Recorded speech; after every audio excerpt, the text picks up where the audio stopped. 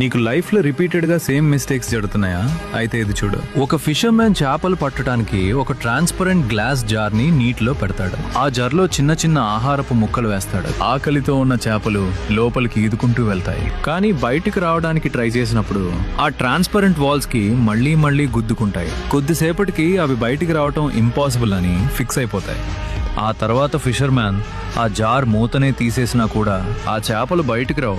ఎందుకంటే వాటిని బంధించింది జార్ కాదు, వాటి మైండ్. దీన్నే సైకాలజీలో లెర్న్డ్ హెల్ప్లెస్నెస్ అంటారు. ద మౌంటైన్ ఈజ్ యూ అనే ఫేమస్ బుక్ లో ఈ పవర్ఫుల్ లైన్ చూడండి. Your brain would rather protect you than see you happy. అంటే నీకు పెయిన్ ఇచ్చిన సిచ్యువేషన్ నుంచి బయటపడే ఛాన్స్ ఉన్నా కూడా నీ బ్రెయిన్ సేఫ్ అని ఫీల్ అయ్యే ఓల్డ్ ప్రిజన్ లో ఉంచేస్తుంది.